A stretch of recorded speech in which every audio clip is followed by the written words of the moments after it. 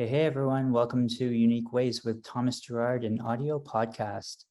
We have a super awesome guest today, and I will introduce her, but I'm afraid I might mispronounce some of the introduction, but she is an author of the chapbooks Paperwork by Anstruther Press 2019 and FRAU L by Perro Verlag Books by artists in 2016. She lives in Vancouver, Canada, on the traditional, ancestral, and unceded territory of the Musqueam, Squamish, and Tsleil-Waututh people, and she's currently Executive Director at the Association of BC Book Publishers. Please join me in welcoming Matea Kulić. Welcome, Matea. Hi, thank you.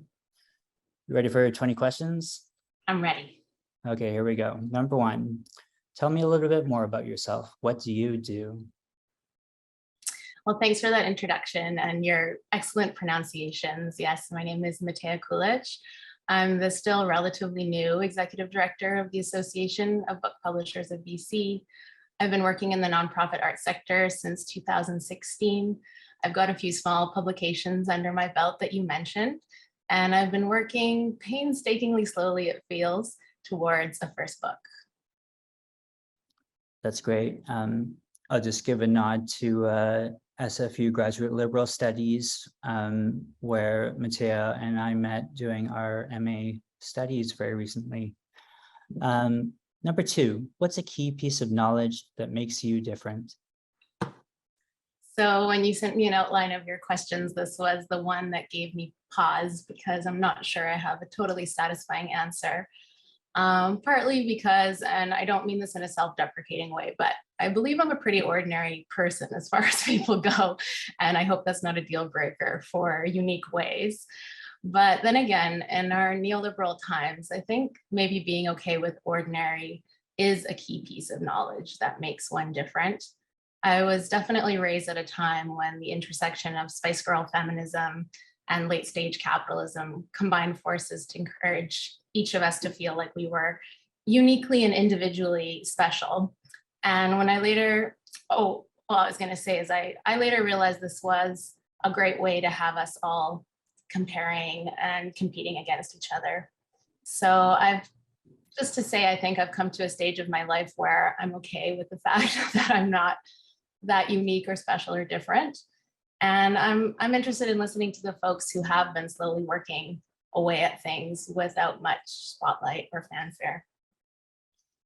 Well, that's super awesome. And, I think, I can say that, as episode 24, you are the first person to be an ordinary person, if that's a thing. So you're an anomaly by being an ordinary person. But I would argue that, of course, you're unique because it is Unique Ways, and I would have to argue that.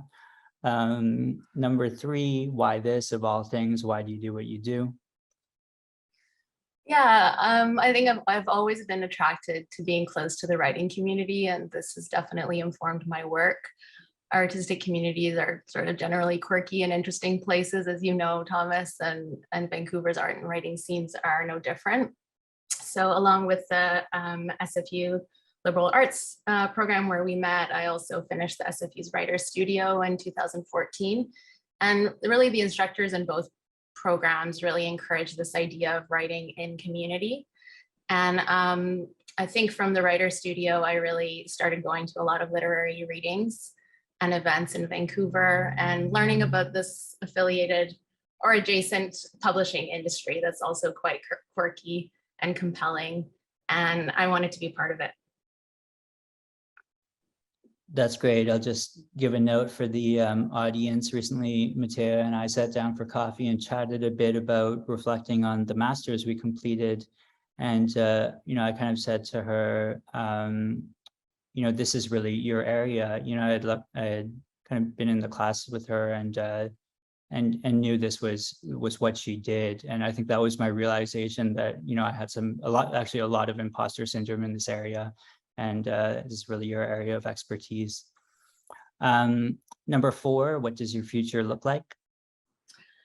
So I think this is a really good question, and it's one I'm thinking about a lot. I suppose the thing I'm thinking about the most is trying to find ways to incorporate and integrate my creative life into my work life and vice versa. So talking about some of these creative programs, that I've taken. And I've always thought of these things as really separate. Like you kind of get to do this little chunk of time in school, or you have your time at the very end of your day job. You know, once you've put the kid to bed and done the bedtime routines, that's where you can kind of dedicate some time to your, you know, creative life. And I think working from home especially has really thrown up a lot of those boundaries. And I'm really renegotiating and thinking about how I can integrate that sort of creative thinking and creative writing with also my day job and my working life, my professional life. In a previous episode, I called these spaces that we now work in multi-spaces, and I've been kind of trying to wrestle with the idea of what that might mean, and what it's going to mean as we kind of progress. Yeah, I like that, multi-spaces, that's really good. Yeah. Number 5, and this one's kind of unique, but let's talk about location. How does the notion of place play into what you do? Yeah, I thought of a 3-part answer for this, maybe like multi-places. And so I'll give you the threefold answer. The first part is I was born in the former Yugoslavia a few years before the disintegration of that country. So that idea of a place unraveling at your back and a place that you can no longer return to has definitely featured highly in my writing life. A second part is that Vancouver and the West Coast is where I was raised. And I just feel incredibly grateful to live close to these beautiful waters and on these lands. And I'm of course very aware that these are unceded Indigenous territories. I don't think my parents had much of a sense of that when they landed here as economic immigrants in the 80s. It was kind of like you just filled out the immigration papers and you checked off your skills, and the Canadian government, you know, determined whether you were eligible or not. And that was the process. And there wasn't hardly really bare, scant cultural context given to newcomers about the history of colonization. So I think that is changing now. I think it's changing slowly, and we definitely need more movement in that area. But, you know, I think about place today as being, you know, incredibly fortunate to live in this place, but also thinking about the responsibilities to this place and its history.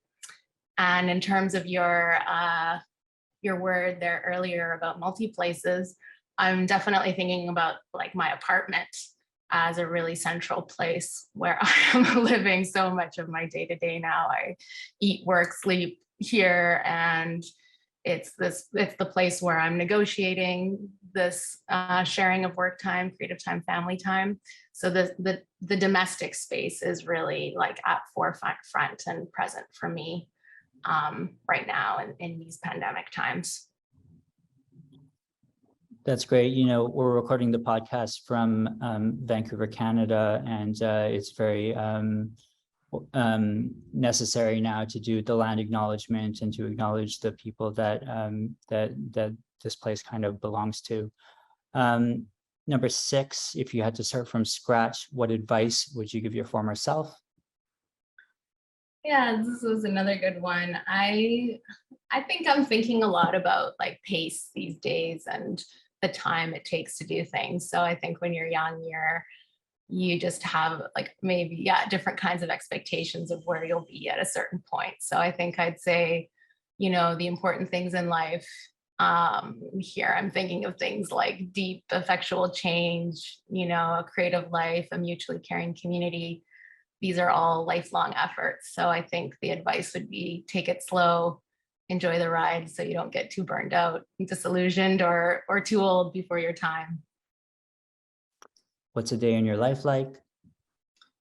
Okay, well, I want to say hi to all the listeners out there, and I hope this, you know, maybe you can relate with this. It's drag myself out of bed, physio, Cheerios in a bowl for my daughter, granola for me, shoes, bags packed, daycare.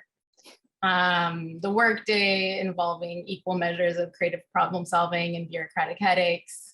4 p.m. writing break, if I can swing it, daycare pickup, dinner, bedtime routine, exercise, maybe, rarely if I can swing it, shower, check in, see if my partner's still alive, and, you know, fall into bed and do it all again the next day. Sounds full. Number 8, lifelong learning is a popular topic these days. How do you stay up to date? Okay, I almost want to hear what a day in your life looks like now, though. Will you share with us at some point? As a podcast host? You're not the first person to ask me. I think it is coming. It's on the horizon. Yeah. On the horizon. Will you self-direct these questions? At some point, I think it's going to happen. Okay. All right. I'll stick to the questions though. Lifelong learning, right? Mm-hmm. Well, of course, I work with publishers and in the literary community. I try to read as much as I can. I'm definitely getting to a time when my body can't stand to sit as much as I used to. So I have a pretty embarrassing admission, which is that I just downloaded my first ever audiobook like last week. And it's just because I've always been so dedicated to the paper book format. But I guess, yeah, lifelong learning for me is about, how is this realistically going to fit into my life? How will I make space for this new information or, new lesson? And so I think that's it. It's just gotta work with what you already have going on. That's great. I like your note about the audiobook. Maybe refreshing ideas for the listeners. With this podcast, when I was starting it, I hadn't listened to a lot of podcasts, and I was a guest on one, Fun City with Mayor Saidi, who's on the show very early on, and he kind of mentored me through this and told me what to do, and I kind of followed his advice. So definitely check out his podcast. One of his episodes is actually dedicated to figuring out how to run a podcast, and I definitely encourage it. Number 9, what tools do you use? Are you digital? Are you analog? Well, most people who know me, I think, would refer to me as a digital Luddite. Though I do have an astrology app that I do like to check in from time to time, especially when I'm having a bad day, just to get a little bit of justification on why that's happening, if it's retrograde or what's going on. So I think I'm more of the type of person who's trying to get away from screens and maybe back to a time of more daydreaming. So I think the tools I'm using right now are just more to teach me how to regulate my time, things that like remind me how much screen time I've been doing, and is that, am I actually enjoying that time, or am I kind of just checking out? So yeah, I think there are amazing digital tools out there, but yeah, my brain for one hasn't quite caught up with how to sort of regulate some of those tools. So that's what I'm, currently seeking support with and navigating. Barring just throwing my phone, out the window altogether. I was just thinking the other day that I just wouldn't be able to live without Google Maps, though. So that would be a tough one. I've said this before, but I use the Notes app, the native app on my iPhone, like so much. I create such long documents that it starts to glitch when I scroll. It won't let me scroll. It starts to kind of fast forward to further places in the Notes app. It's Oh, I love the Notes app too. Actually, that was a big breakthrough for me when I could not have to write kind of in a specific notebook or something, but like anywhere with you whenever you get an idea. So yeah, thanks for the reminder. That is a really good one. I always end up forgetting a pen, so it's glad to hear that one. Yeah. How do you deal with the work-life balance?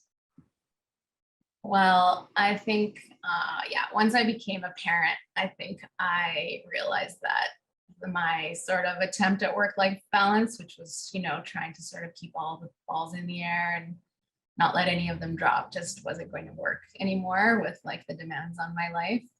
So I think my ideal vision of work-life balance looks like, just consistently doing less, taking big projects on in small chunks, being clear about boundaries. This is all in the ideal world. And realistically, it often looks like sort of tipping the scales into unbalance, and then, recognizing that it's not balanced, either the way my body's responding or kind of, manic feeling maybe, and then, course correcting. So I think in like the publishing industry and the arts industry, it's undergoing some really big seismic and long overdue changes, which are really necessary and are going to lead to a much more equitable industry. But I've also seen a lot of burnout and a lot of turnover in the sector. So I think this conversation is a really important one. And yeah, thinking about the kind of chronic underfunding, being under-resourced in the arts especially, it's really important to talk about limits as much as it is to talk about the kind of changes in the things that need to change, but also what's the pace that we can realistically do that. So now that I'm in this leadership position, I'm definitely thinking about that for my own team and my staff, and how to support us as a team and the things that we want to do, and how to support the publishers and the changes that they're navigating. Nice. Number 11, if you weren't doing what you do now, what would you be doing? Well, I did say I was a digital Luddite, but I did come across that meme of coastal grandma, which I think is what I'd want to be doing. I'd love to be a coastal grandma, but not like the Diane Keaton in with khakis and the polo sweater. I think I'd be donning something a little more in my style than that. But yeah, I think that's what I would be doing, kicking back and relaxing with my garden and trying to attract bees to my flowers. Love it. Number 12, what would you not like to do career-wise? Well, I'll tell you a little story. A few months ago, when I started up this new job, my uncle, who is 84 and lives in Split, Croatia, where a large part of my family is from, he wrote me a note saying, okay, yeah, you've got this new fancy executive title, but don't forget to keep writing me. And I still have all your chapbooks and zines. So I was like very touched to get this note from this old timer, very like socialist oriented guy. And I feel incredibly privileged that I'm positioned to do what I do. And I hope I'm able to make an impact. But in terms of what I'd not like to do, I'd like not to fully go down the path of being an arts and culture worker where I give all my creative energy to the sector. There's definitely a lot of creative problem solving to be done, but I want to make sure that I save some for me and, my personal projects, and not kind of give myself over entirely to work life. I think I'd be disappointed if I did that. And I also think you're kind of you end up contributing more fully in any case. And you can keep those spheres balanced. Yeah, I'm definitely that way too. I can't just give it all away. I need to do my own creative projects like this one. Number 13, what's your favorite word, quote, or sentence? I think you just introduced me to my new favorite one, which was multiplace. I'm flattered. Yeah. Number 14, what's your least favorite word, quote, or sentence? Maybe grind culture. I hate that term. It just even sounds so gross. 15, if you had to pick one word to describe yourself, what would you choose? I'd say fish, and then I'd add out of water. Yeah, okay. 16, what keeps you up at night? Okay, I have Putin, oligarchs, emails endlessly piling up in the inbox, trying to combat internalized ideas of productivity and other worldly evils. My iCloud inbox is currently at 21,000 unread emails. Oh my God, that would give me intense, like I would have nightmares. I don't open it anymore. Don't open it? Oh my God. I switched emails. Number 17, what's a dream you're chasing? Okay, well, aside from Coastal Grandma, the publication of a book, definitely I want to work towards that. Spending more time with my friends in 2023, I really just missed a lot of that community connection. Culturally, I'd like to, the dream is a publishing industry that's just much more reflective of our society and its makeup. And yeah, just small things, I think, being able to spend, quality time with my family and maybe go on a nice trip with my daughter and on a road trip where we like follow her different cultural routes or something like that. Sounds great. I would love to see an evolving traditional publishing world. That sounds like a good goal. Me too, yeah. Final stretch here. Number 18, what inspires you? Definitely the women in my life, the mamas, grandmas, aunties, the women writers I know through community. I've been really inspired and instructed by them. And in terms of the industry, I think the women currently entering this, formerly very male-dominated industry and just taking on the new challenges that the 21st century is presenting, but also being like aware of, their and our own role now as gatekeepers and being really self-reflective and conscious. So I think people who are doing that work about thinking about their own position, power, how they can use it, how they can make space and set aside. I think that kind of thinking really inspires me. Nice. Number 19, any advice you'd like to share? I don't think so, but I would like to say hello to my daughter, Mara, and my partner, John. And I'd like to thank you, Thomas, for having me on. But number 20, the most important one, how can our listeners keep tabs on you? How can we find your cool stuff? Okay, well, I do post low-key updates on social media channels, and you can find me there. I have no cool handle, so I'm very easy to find. Just my first and last name. Easy. Perfect. Well, thank you so much, Matea. When we sat down for coffee and chatted last time, I was just really looking forward to and envisioning this actually happening. So I'm super glad that it finally has. I'm so glad to see you settle into your new job and start to really own it and kind of identify with it. That sounds super cool. It's such a pleasure. Thank you so much. Thank you so much. It's been so great to talk to you. Thanks.